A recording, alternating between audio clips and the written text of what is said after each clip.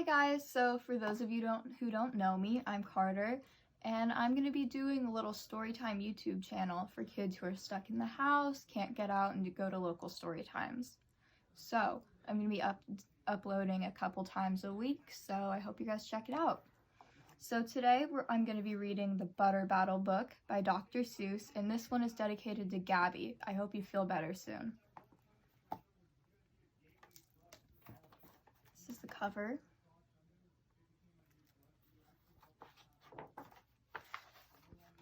On the last day of summer, 10 hours before fall,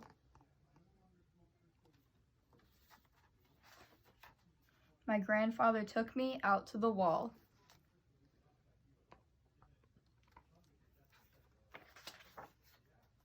For a while he stood silent, then finally he said, with a very sad shake of his very old head, "As you know, on this side of the wall we are Yooks. On the far other side of this wall live the Zooks." Then my grandfather said, "It's high time that you knew of the terrible thing that Zooks do.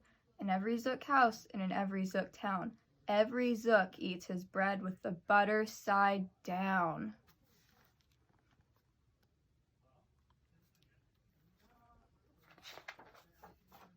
But we Yooks, as you know, when we breakfast or sup, spread our butter, Grandpa said, with the butter side up.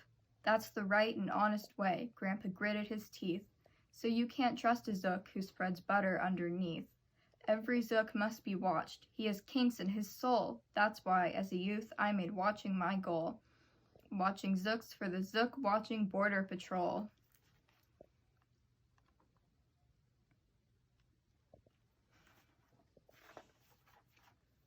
In those days, of course, the wall wasn't so high, and I could look any Zook square in the eye.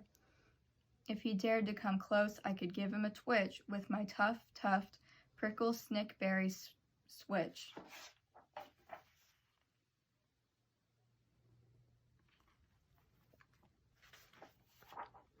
For a while that worked fine, and the Zooks stayed away, and our country was safe. Then one terrible day, a very rude Zook by the name of Van Itch snuck up and slingshotted my snickberry switch.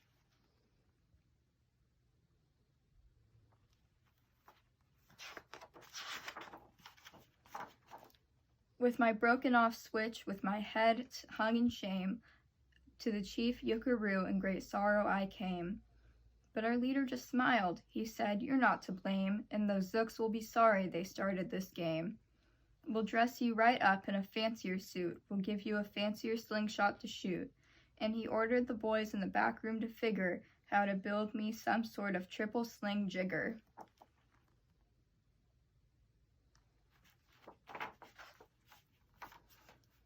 With my triple sling jigger, I felt much bigger. I marched up to the wall with great vim and vigor, right up to Van Itch with my hand on the trigger.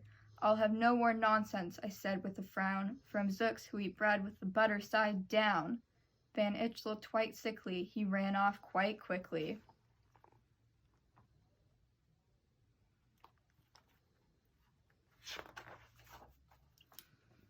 I'm unhappy to say he came back the next day in a spiffy new suit with a big new machine, and he snarled as he said, looking frightfully mean, "You may fling those hard rocks with your triple sling jigger, but I also now have my hand on a trigger.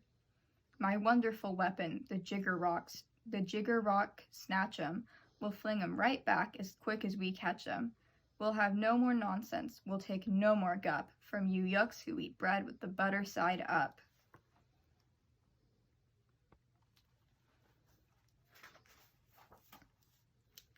"I have failed, sir," I sobbed as I made my report to the chief Yookaroo in the headquarters fort. He just laughed. "You've done nothing at all of the sort. Our slingshots have failed. That was old-fashioned stuff. Slingshots, dear boy, are not modern enough. All we need is some newfangled kind of gun. My boys in the back room have already begun to think up a walloping whiz-zinger one. My bright boys are thinking they're on the right track. They'll think one up quick and we'll send you right back."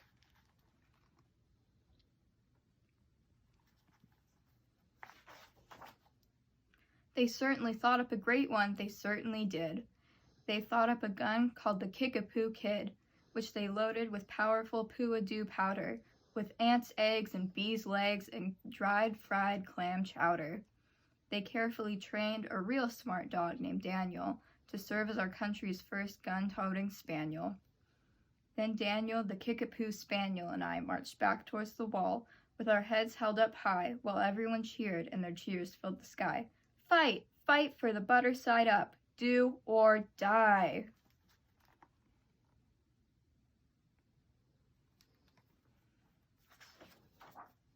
Well, we didn't do, and we didn't quite die. But we sure did get worsted, poor Daniel and I.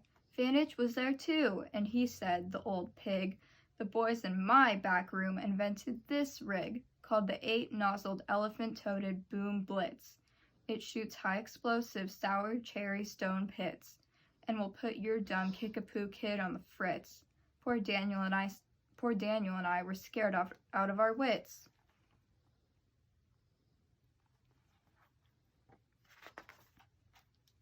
Once more by Van Itch I was bested and beat. Once again I limped home from the wall in defeat.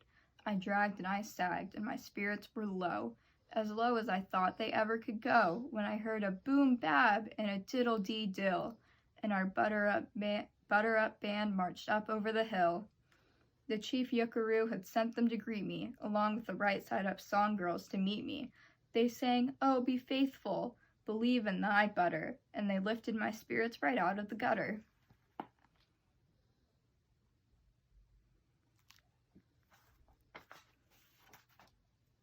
"My boy," smiled the chief Yuckaroo, "we've just voted and made you a general. You've been promoted too. Your pretty new uniform's ready. Get in it. The big war is coming. You're going to begin it. And what's more, this time you are certain to win. My boys in the back room have finally found. Just wait till you see what they puttered up now. In their great new machine, you'll fly over that wall and clobber those butter-down zooks once and for all."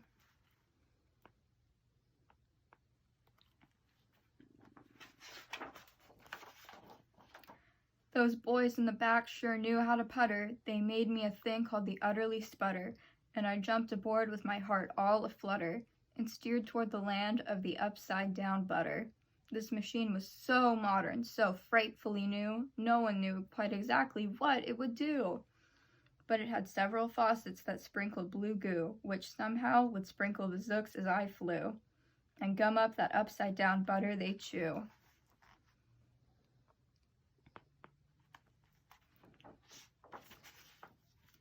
I was racing pell-mell when I heard a voice yell, "If you sprinkle us zooks, you'll get sprinkled as well."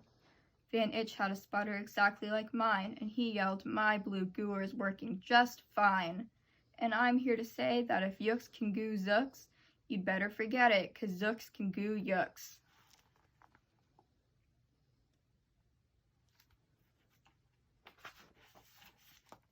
I flew right back home, and as you may have guessed, I was downright despondent, disturbed, and depressed. And I saw, just as soon as I stepped back on land, so were all of the girls of the Butter-Up Band. The chief drum majorette, Ms. Yuki Ann Sue, said, "That was a pretty sour fight that you flew, and the chief Yuckaroo has been looking for you."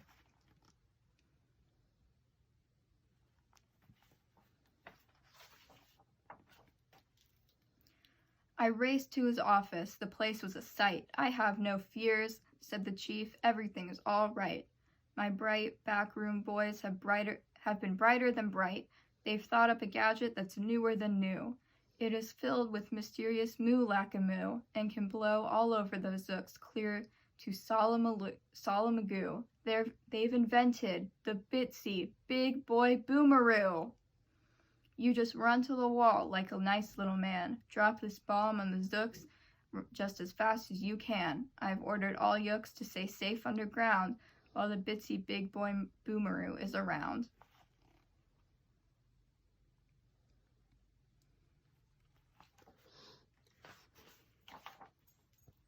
As I raced for that wall with the bomb in hand, I noticed that every last yook in our land was obeying our chief Yuckaroo's grim command. They were all bravely marching with banners aflutter down a hole for their country and right side up butter.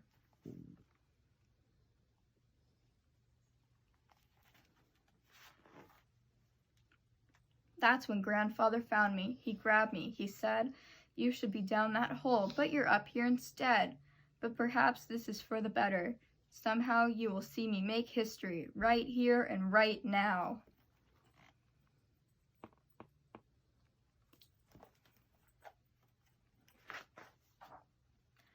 Grandpa leapt up that wall with a lopulous leap.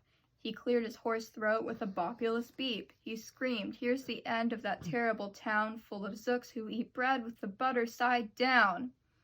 In that very instant we heard a clup-clup of feet on the wall, and old Van Itch clumped up. The boys in his back room had made him one too. His fist was another big boy boomeroo. "I'll blow you," he yelled, "into pork and wee beans. I'll butter side up you to small smithereens."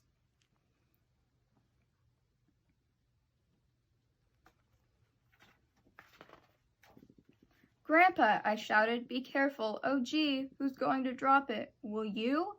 Or will he?" "Be patient," said Grandpa. "We'll see. We will see." And that is the end of the story. I hope you guys enjoyed this. If you have any recommendations for any good books you want me to read next time, let me know. Bye, guys.